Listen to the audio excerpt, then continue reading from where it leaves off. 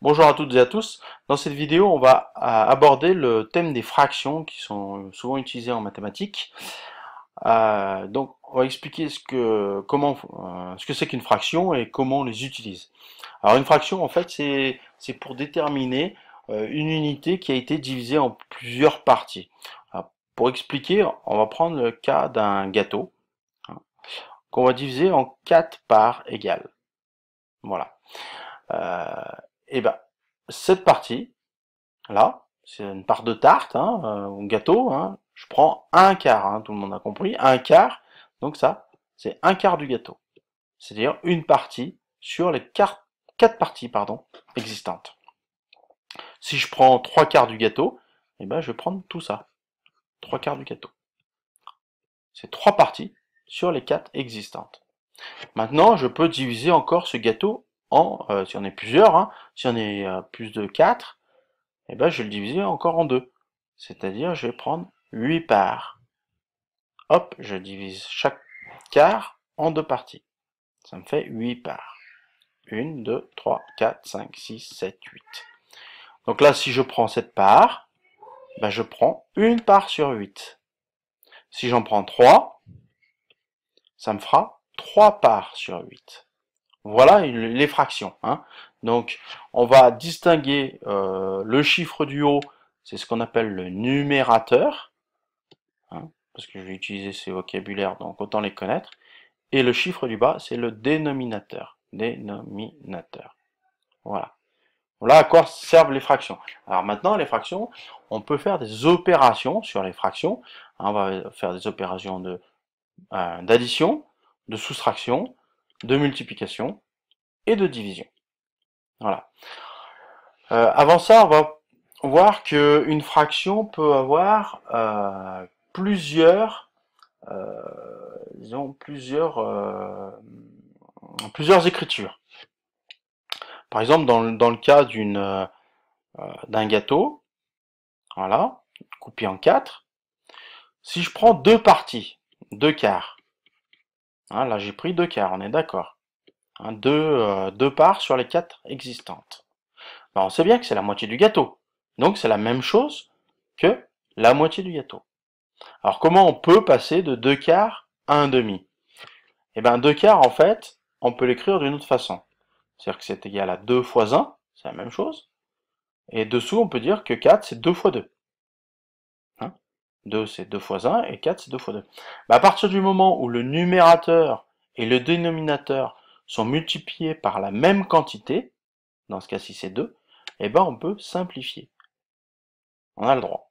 Donc on voit bien que 2 quarts, c'est la même chose que 1 demi. Voilà.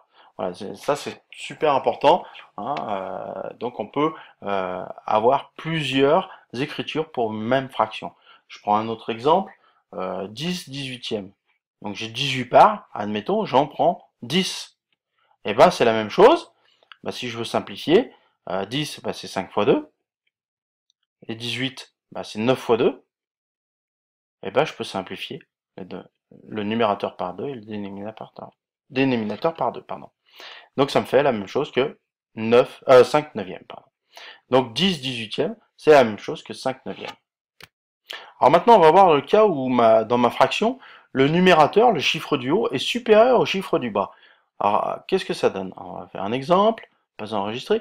Par exemple, dans mon gâteau, je veux 9 parts sur 8. Alors on va faire un gâteau, on va le couper en 8 parties. Hop, voilà.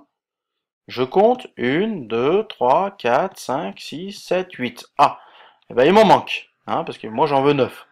Donc je vais refaire un autre gâteau, que je vais recouper en 8 parties. Donc là j'en ai déjà 8, il m'en manque plus qu'une. Eh ben j'en prends une. Donc là c'est 1 huitième de part, et là j'en ai 8 huitièmes. 8 parts sur 8, plus 1 huitième. Donc on s'aperçoit de quoi? Que 9 huitièmes, c'est égal à 8 parts sur 8, plus une part sur 8. Ça, c'est la base de l'addition de fractions. Pour additionner deux fractions, il faut qu'on ait les mêmes dénominateurs.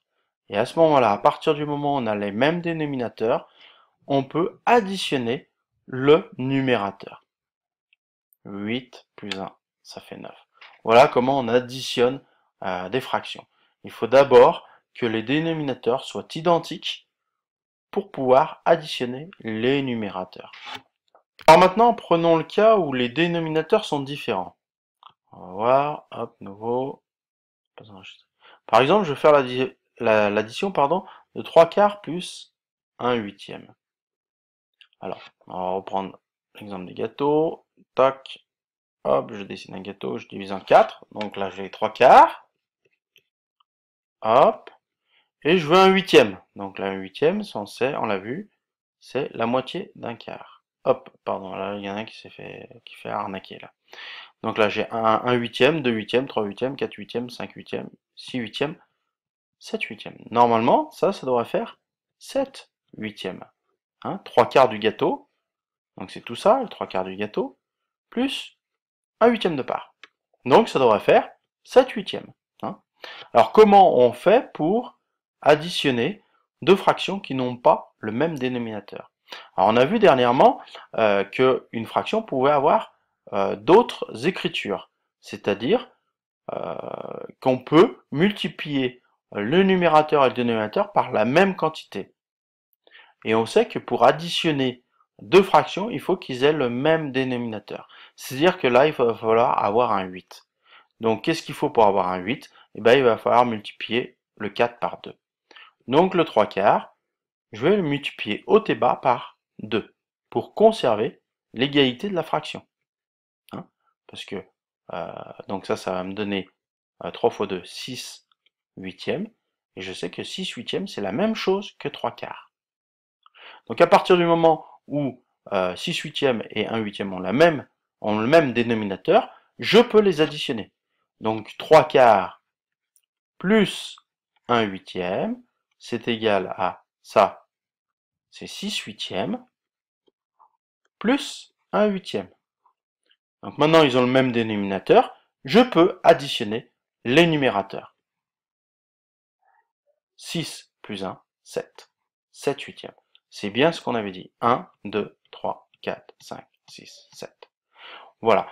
Donc, pour additionner des fractions, il faut qu'ils aient le même dénominateur. Sinon, on ne peut pas additionner. Donc, on va chercher à avoir le même dénominateur. Une fois qu'on a le même dénominateur, eh ben, il suffit d'additionner les numérateurs. Voilà. Donc, c'était une vidéo pour permettre de comprendre un peu les fractions, ce que c'était, et pour pouvoir additionner des fractions. Hein. Si vous avez des questions, n'hésitez pas. Sinon, bonne journée.